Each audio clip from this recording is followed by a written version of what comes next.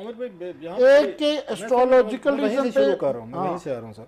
एक चीज़ ये है कि हमारे यहाँ ना इसको तोहम परस्ती समझा जाता है। चलें इस पर डिबेट कर लेते हैं थोड़ी सी कि ये एस्ट्रोलॉजी जो है ना शायद तोहम परस्ती है या कमज़ोर आपकी ईमान का हिस्सा है या मजहबी तौर पर भी जायज़। इस तरह के साफ ज़रा लोगों को अपने, वो जो आपने भी बात की in these age and times वगैरह, ये एस्ट्रोलॉजी जो है दुनिया का कदीम तरीन प्रोफेशन। ये सिर्फ हिंदूज तक ना रखें आप इनको, बहुत सारे मुसलमानों की मैं आपको मिसालें दे सकता हूँ, बल्कि बहुत सारा क्रेडिट शायद उन्हीं को जाएगा। ऐसे ही चीज रखने के लिए शुभ घड़ी देखनी चाहिए। दैट्स अनदर डिबेट, मैं उसी पे आ रहा हूँ सर। आपने पहले ये कहा ना कि आपने इसको शिफ्ट किया कि सिर्फ हिंदूज तक रखा कि हिंदू राज्य इवन क्वीन जो है उसका भी रॉयल एक एस्ट्रोलॉजर है। दुनिया भर में जितने भी बादशाह रहे हैं, जितने वॉरियर्स रहे हैं, रियासतें रही हैं, स्टेट्स, उनके शाही बाकायदा हम उनको नजूमी के तौर पर पढ़ते थे, उस एस्ट्रोलॉजी को सारा वो चीज़ें देखता था। It's basically science. जो आम आदमी इसको तोहम परस्ती समझेगा, it's a math, it's a science, it's a study of the universe, Cosmos की, स्टार्स की, मतलब लंबी बहस है, अब उसमें मैं बैठ के इसको एक्सप्लेन नहीं करना चाहता। सो इसको आके हमेशा साइंस समझा जाता है और इसको साइंटिफिक एक सब्जेक्ट समझा जाता है। ये जो आपको जितने एस्ट्रोलॉजर आ रहे हैं इसको आके वो समझते हैं, इसको साइंस समझते हैं। आप इसको बुरा नहीं समझते?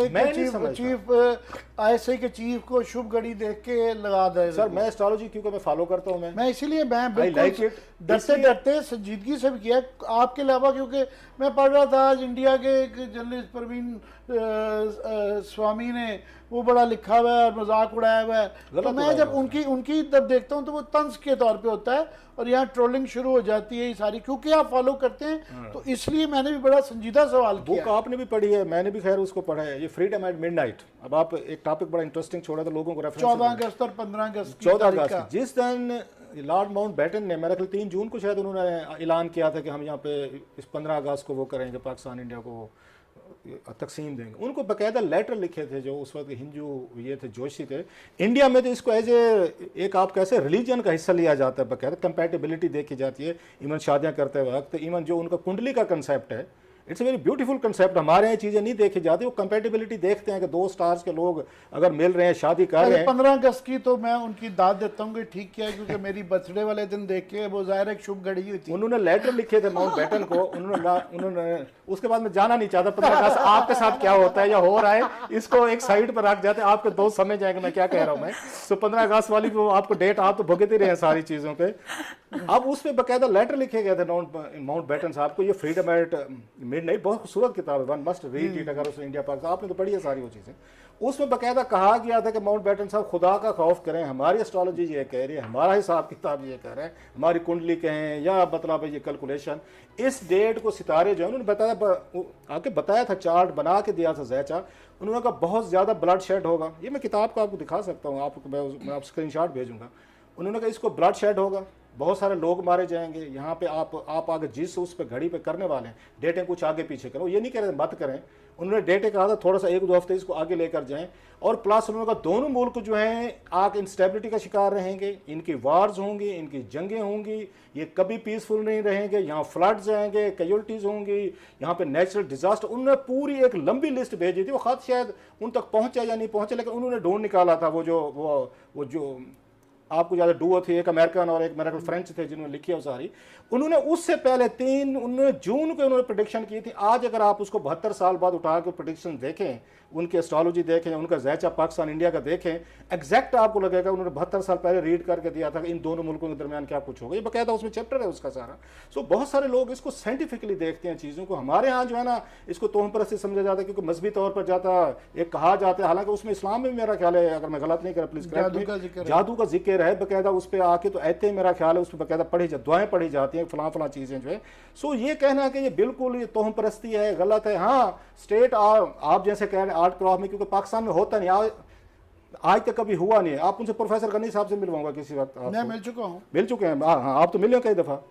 उनको नवाज शरीफ साहब बुलवाते थे जब वजीर आजम थे, बैठ के अपने जैचे बनवाते थे, ये उनसे प्रोफेसर करने से। ठीक, हर बड़ा आदमी जो है ना सर, उसकी वीकनेस बताऊं मैं आपको। जो बंदा टॉप पे होगा, वो बड़ा आदमी होगा, उसको खौफ होता है कुछ ना कुछ खोने का। आसिफ जरदारी साहब के मोटू मल हैं, हमारे भी बड़े अच्छे दोस्त हैं। वो नहीं थे, मेरा इजाज साहब थे, क्या नाम था जो उनको वहां पे प्रेसिडेंट हाउस में रहते, बेनजीर भुट्टो साहब के अपने थे। मैं पाकिस्तान के चले आपको मिसालें देने को, भुट्टो साहब जो इतने बड़े पढ़े लिखे थे, वो इन चीजों का आके कंसल्टेशन करते थे। एग्जैक्ट डेट मोटू मल साहब ने बता दी थी कारगिल वॉर की, कारगिल विवाद बात होगी।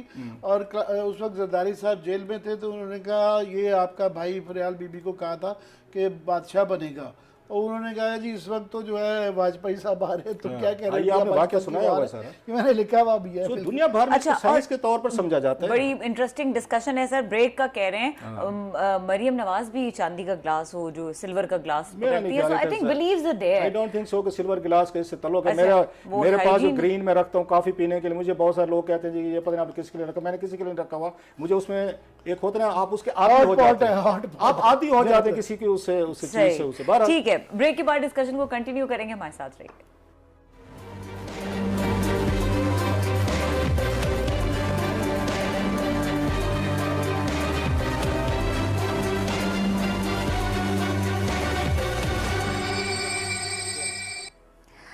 Welcome back. क्लास साहब, आमिर साहब के 3 सवाल थे। एक तो वो ये कह रहे थे कि इतने आम फैसले एस्ट्रोलॉजी की मदद से होते हैं, दूसरा ये कि ये जो सिविल सुप्रीमेसी और सिलेक्टिव सिविल सुप्रीमेसी का कॉन्सेप्ट है ये किस किस्म का है, एंड थर्ड थिंग वाज कि ये चिढ़ गए हैं इमरान खान साहब अपने आप को सिलेक्टेड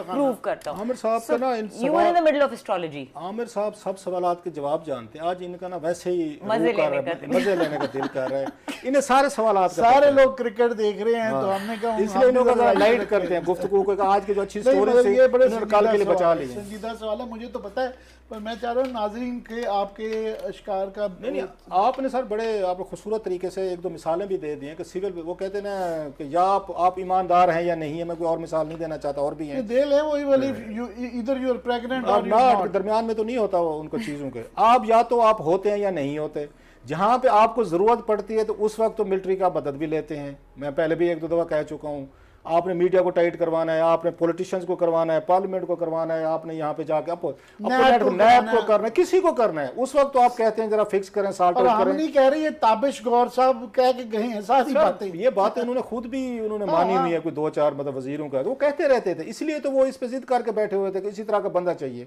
क्योंकि आपने अपने काम लेने, प्रोफेशनल काम लेते, कोई भी प्रोफेशनल सोल्जर आपको इनकार नहीं कर।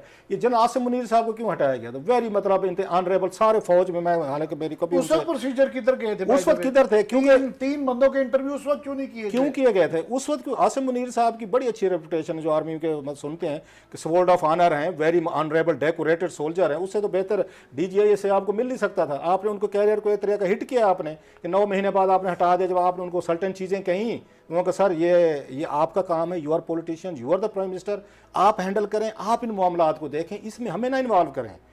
और हमारा बनता भी नहीं है कि एज ए DGI सही के तौर पर वो जो सियासतदानों खुफिया मुलाकातें करें, किसी को फ़ोन करें, किसी को थ्रेट करें, किसी को टाइट करें, ये नहीं था। ही वॉज एक आप कैसे ऑनरेबल सोल्जर, उन्होंने भाई साहब ये काम मुझसे नहीं होते, आपने उनको आगे 6-8 महीने बाद उनको भेज दिया। उस वक्त आपको ख्याल नहीं आया कि आपको एक प्रोफेशनल सोल्जर जो है, क्योंकि आपके मैं तो पहले दिन से बात कह रहा हूँ, ये मैं फिर रिपीट करता हूँ कि इनको कोई अफगानिस्तान वाले मसले नहीं थे, इनको एक तो डेट का प्रॉब्लम था, दूसरा इनको वो बंदा चाहिए था जो गो गेटर हो।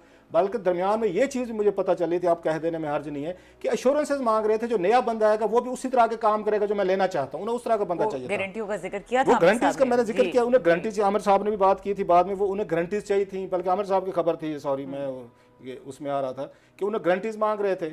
तो ये चीजें कहना उस वक्त बैठ के जी, अब आपको एकदम वो याद आ SOP, लेकिन हम तो चलो तीसरा सिलेक्टेड वाला ये फाइनली वो जो है 3 साल के बाद जो है ना, ये वो जोश आ गया। मैं आपसे सवाल पूछता हूँ कि नवाज शरीफ साहब को वो बांस पे चढ़ाने वाले वो जो कहते हैं ना, वो थे मुशाहिद हुसैन साहब, जिन्होंने कहा था कि डट जाओ, कड़ाके काट दो।